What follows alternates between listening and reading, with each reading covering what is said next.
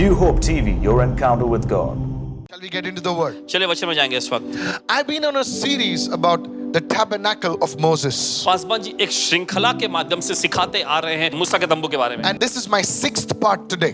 और देखिए ये आज हमारा 6वां भाग है। So if you are serious about growing in the word of God, तो अगर आप गंभीर है परमेश्वर के वचन में बढ़ने के बारे then में, you need to go ahead and check out all those 5 parts also. तो जरूरी है कि जो पिछले जो 5 भाग बताए गए उस पर भी जरूर अपनी नजर डालिएगा, गौर करिएगा। You know, if you are serious about the word of God, I ask you to just download the Noah app, check out the podcast specifically and learn from it. I guarantee you in 3 months time you will be on fire for God. Come on, अगर आप somebody. परमेश्वर के Amen. वचन के लिए गंभीर है तो मेहरबानी करके नोआ ऐप को डाउनलोड कर लीजिएगा। फिर उसके बाद में पासवान जी के जो स्पॉटिफाई के जरिए जो भी पॉडकास्ट में भी जो संदेश है उनका अध्ययन करिएगा। 3 ही महीने में देखिए आपसे वादा कर देते हैं 3 महीनों में आप परमेश्वर के लिए जोश और जुनून से भर जाएंगे। Before I go, I want you to see this image right now. आगे बढ़ने से पहले चाहते हैं कि इस वक्त आपको इमेज दिखाया जा रहा है उसे देखें। As you pass through the gate और देखिए जैसे आप फाटक से होके गुजरते हैं and you enter the courtyard of the tabernacle, और फिर उस तंबू के आंगन में पहुंचते हैं, the first piece of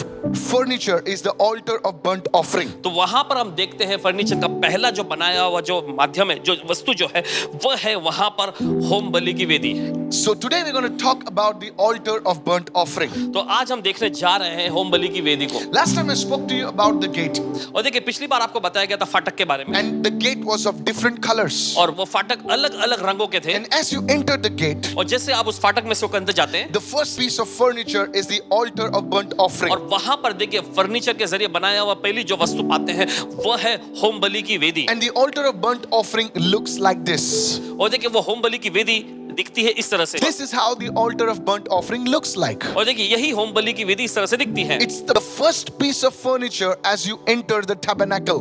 और देखिए फर्नीचर का बनाया हुआ पहला ये चीज है जब आप उस तंबू में अंदर कदम रखते हैं तो This is दिखता one है। of the most important pieces of furniture in the tabernacle. और उस तंबू में देखिए बहुत ही अहमियत रखने वाले फर्नीचर से बनाया गया है। Because this represents in the New Testament theology, it represents the cross of Jesus. क्योंकि ये नए नियम के तत्व ज्ञान जो नए नियम का विचारधारा उसे प्रस्तुत करती है वह है प्रभु यीशु मसीह का क्रूस। How कैसे and how does it happen? All of these things today I want to discuss about these things in today's teaching. और कैसे ये सारी चीजें जो वास्तविक में बदली, आज उन सारी बातों पे देखिए चर्चा हम करने जा रहे I हैं। guarantee you, you will see things you have never seen before. और आपको पूरा आश्वासन दिलाते हैं कि आप ऐसी ऐसी चीजों को देखेंगे जो आपने पहले कभी ना देखी हो। Go with me to the book of Exodus chapter 27 and let's read from verses 1 through 4. और चलिए निकालेंगे इस समय निर्गमन की पुस्तक उसके 27वें अध्याय में और चाहते हैं कि पहले वचन से चौथे वचन तक पढ़िए। Here it says, देखिए वचन में लिखा using acacia wood, construct a square altar.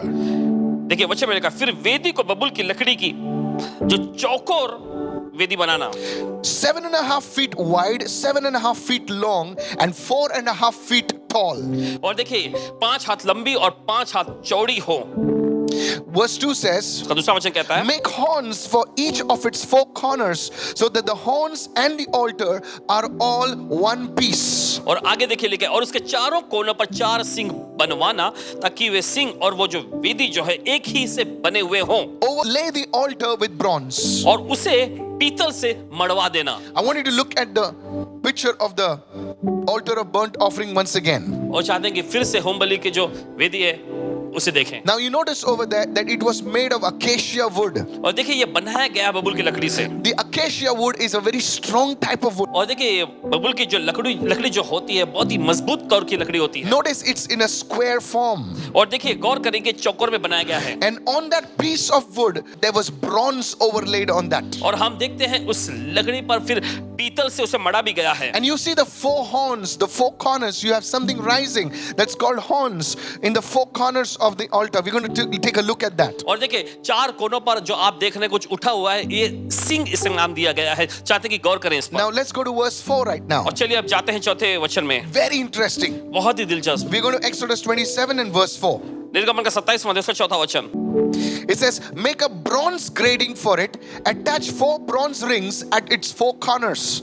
वचन में लिखा है उसके लिए पीतल की जाली की एक झंझरी बनवाना और उसके चारों सिरों में पीतल के 4 कड़े लगवाना। Now we go to verse 6 now. अब जाएंगे छठे वचन में। For carrying the altar, make poles from acacia wood and overlay them with bronze. छठा वचन, और वेदी के लिए बबूल की लकड़ी के डंडे बनवाना और उन्हें पीतल से मड़वाना। Insert the poles through the rings on the 2 sides of the altar.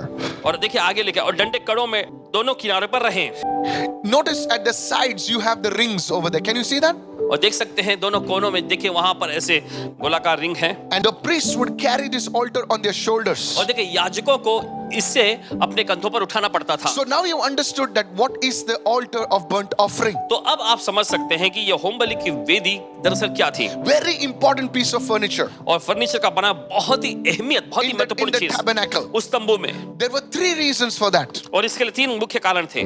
This was the most used piece of furniture in the whole of the tabernacle. और देखिए पूरे उस तंबू में सबसे ज्यादा उपयोग में आने वाला यह फर्नीचर था। Why do I say that? क्यों हम ऐसा कह रहे हैं? Write down the first thing. पहली चीज लिख लीजिए। You see, the high priest आप देखते हैं महायाजक को would go into the holy of holies only once a year with the blood to make atonement. Once a year. और देखिए महायाजक जो होते थे उन्हें परम पवित्र स्थान में लहू लेकर जाना पड़ता था, साल में बस एक ही बार। Imagine that. जरा कल्पना करें। In the most holy place once a year. और देखिए परम पवित्र स्थान में साल में एक बार। In the holy place, the second part, और दूसरा भाग जो आता है पवित्र the स्थान, priest would go each morning and evening. और हर सुबह और हर शाम को याजक अंदर जाते थे।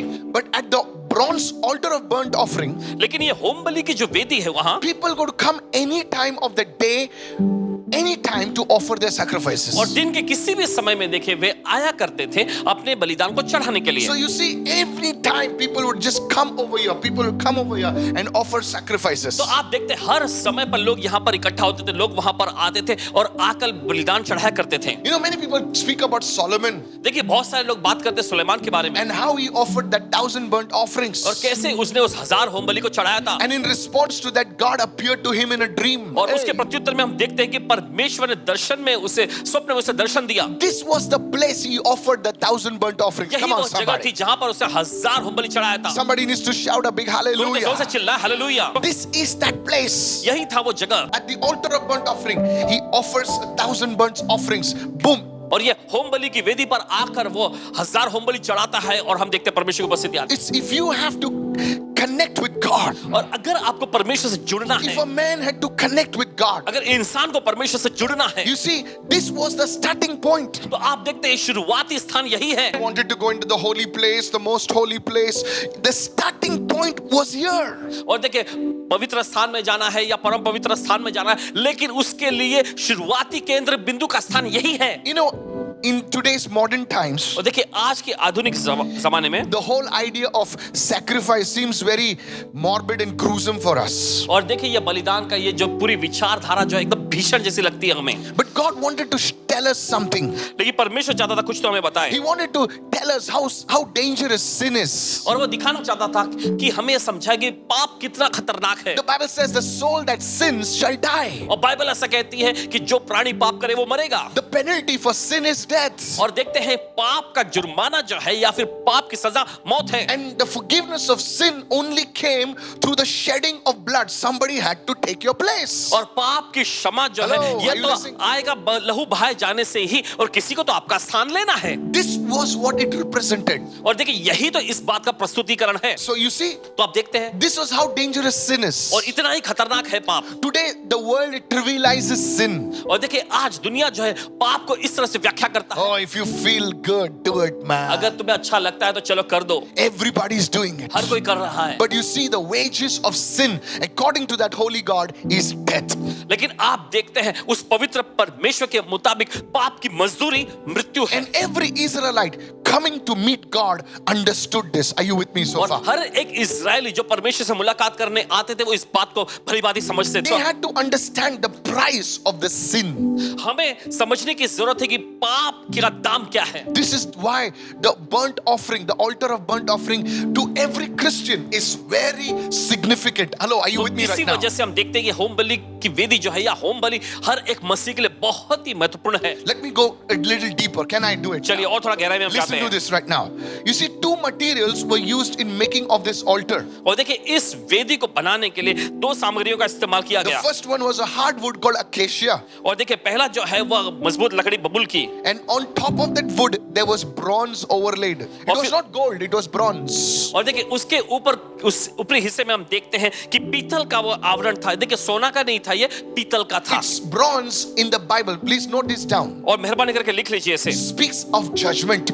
और ये पीतल जो है न्याय और दंड के बारे में बताता है, Silver speaks of redemption, और चांदी जो है ये छुटकारे के बारे में बताता है, and gold speaks of divinity. Come on, और somebody. सोना जो है ये ईश्वरीयता दैवीयता How के many बारे में of बताता you है। are receiving something right now? कितने लोग कुछ समझ रहे हैं? So this thing was covered with bronze, so that you see it could withstand the heat. और देखिए यह स्थान जो पूरी तरह से यहाँ पर पीतल से ढका हुआ है, देखिए पूरी तरह से गर्माहट थी उसमें। It could withstand that heat of judgment. और देखिए यहाँ पर दंड और न्याय की उस तीव्र गर्मी का सहारा लिए हुए You थे। see, there was always fire burning. और आप देखते हमेशा बस आग उसमें चलती रहती, This was, it pointed to the cross. और हम देखते यह सीधा क्रूस की ओर इशारा करती है। Prophet Isaiah says, भविष्यवक्ता यशायाह कहते all हैं, we like sheep have gone astray, हम सब के सब भेड़ के समान अपने ही रास्ते में भटक गए, each one to his own way. हर एक ने अपना ही रास्ता ले And लिया। the Lord और प्रभु has laid on him the iniquity, the wrath, the anger.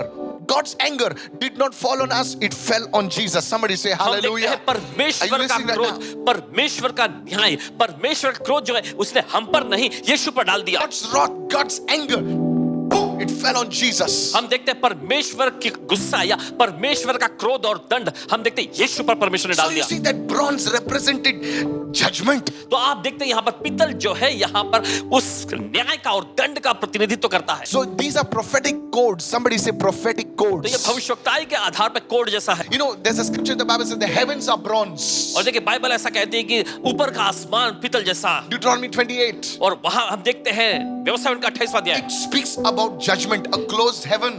और देखिए ये जो है न्याय दंड के बारे में बता, बंद So, स्वर्ग। are you understanding this आपको right समझ में आ रहा now? है? These are prophetic codes through which we can interpret scripture. और देखिए भविष्यवक्ताई कोड है जिसके जरिए हम वचनों का अनुवाद निकाल सकते You हैं। need to learn this if you want to grow in your walk in the spirit. अगर आप आत्मा के आयाम में, आत्मा में अपने सफर में बढ़ना चाहते हो तो इन रहस्यों को आपको समझना जरूरी है। Somebody lift your hand and say, Lord, I want to grow in the word. कोई अपने Hallelujah. हाथ उठाकर कहे प्रभु आपके वचन में बढ़ना चाहता हूं। Yes, hallelujah. praise God. चलिए प्रभु की स्तुति हो। Hallelujah. The next thing, अगली चीज, you know, the altar of burnt offering was visible to everyone who entered the gate. हम देखते हैं कि ये होम बलि की वेदी जो है हर कोई जो फाटक में से अंदर आता सबके लिए दिखाई देने वाली It was थी। not a small altar, it was a big altar. और ये कोई छोटी सी वेदी नहीं थी, एक बहुत बड़ी सी वेदी Just थी। imagine 7.5 feet this way, और जरा कल्पना करें कि 7.5 फीट इस ओर 7.5 feet this way, और 7.5 फीट इस ओर, quite a big altar. और ये काफी बड़ा चौड़ा है। So it was visible to everyone. It was not hidden, it was there for everyone to see. आप देखते हैं किसी के लिए भी छिपा हुआ नहीं था, ये हर एक की आंखों के सामने था देखने के लिए। It reminded them of something. और देखिए उन्हें किसी बात का ये याद कराता I था। told you last time that this was the gospel of the eyes. Hey, और देखिए आपको बताया गया था कि ये सुसमाचार आंखों का सुसमाचार है।